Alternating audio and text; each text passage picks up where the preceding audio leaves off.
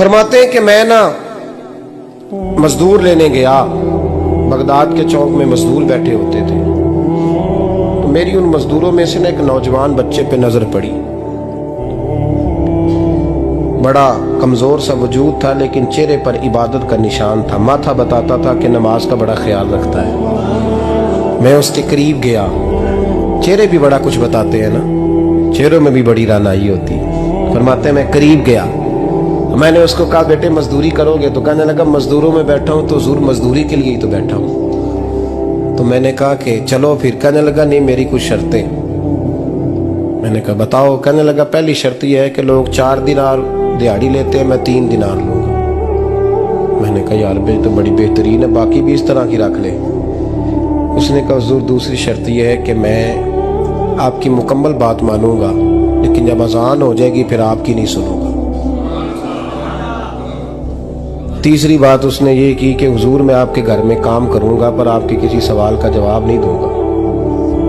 کہتے میں نے کہا یار تو بڑا عجیب ہے، شرطیں تو مالکوں کی ہوتی ہیں۔ کہنے لگا جی بہرحال میں شرطیں لگا کے جاتا ہوں۔ فرماتے ہیں میں اسے گھر لے آیا، کام میں نے اس کو بتایا تو جو کام مزدور سارے دن میں کرتا ہے نا اس نے 2 گھنٹے میں ہی کر دیا۔ ہمارے مزدور سگریٹ پینے میں بھی تو آدھا گھنٹہ لگاتے ہیں، وہ چائے پینے جائیں تو پونا گھنٹہ وہاں۔ ان کو بھی تو دیانتداری کرنی چاہیے کہ نہیں کرنی چاہیے؟ نے معاہدہ کیا ہے نا جی تو پورا اترنا چاہیے نا۔ کہتے 2 گھنٹے میں۔ اب کام جب بندہ شروع کراتا ہے تو کام اور نکل آتا ہے۔ کہتے کام میں نے اس کو اور بتا دیا، وہ کرنے لگا۔ اس نے مٹی نکال کے رکھی تھی باہر رستے میں، تو اذان ہو گئی زور کی، اس نے وہیں کدال چھوڑی کئی اور چلنے لگا۔ تو میرا بیٹا کہنے لگا اس کو ذرا برابر کر دو۔ کہنے لگا چپ کر جا، تیرے باپ سے بات ہوئی تھی، جب اذان ہوتی ہے تو میں کسی اور کی نہیں سنتا، صرف اللہ رسول کی سنتا ہوں۔ کہتے ہیں مسجد چلا گیا، نماز پڑھ کے آیا تو دوپہر کا وقت تھا۔ میری بیوی کہنے لگی اس کو کھانا کھا لے۔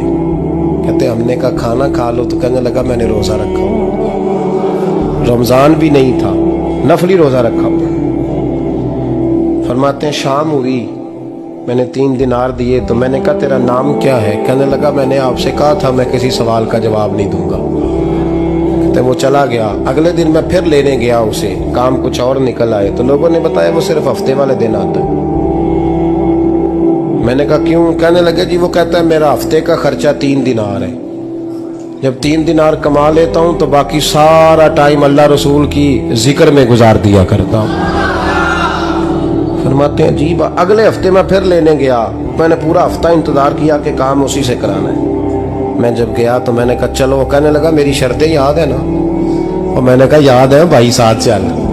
فرماتے ہیں کام کرایا، 2-3 ہفتے وہ آتا رہا۔ ایک ہفتے میں گیا تو لوگوں نے کہا حضور آج نہیں آیا، کیوں؟ کہنے لگے بیمار ہو گئے۔ کہاں گھر ہے؟ کہنے لگے بغداد کے قبرستان کے پیچھے جو کچی آبادی ہے اس میں رہتا ہے۔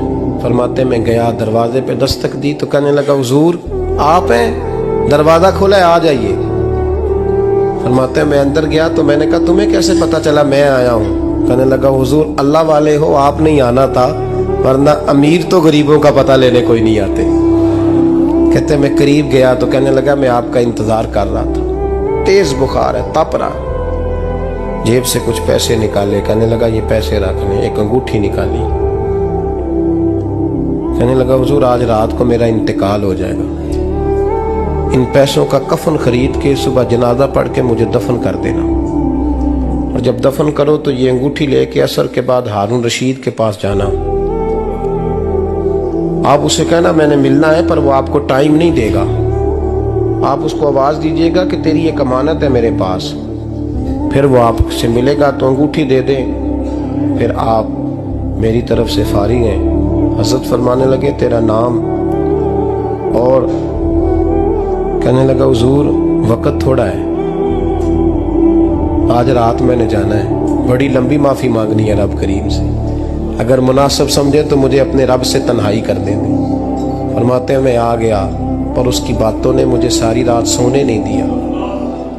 فرماتے ہیں صبح بڑی مشکل سے سورج نکلا، میں گیا دروازے پہ ہاتھ رکھا تو دروازہ کھلا ہوا تھا، اندر داخل ہوا تو خوشبوئیں میرا استقبال کر رہی تھی، جب چہرے سے کپڑا ہٹایا تو اس کا تو انتقال ہو چکا، इंतकाल हो चुका, ऐसे है जैसे किसी का दीदार करके सोया।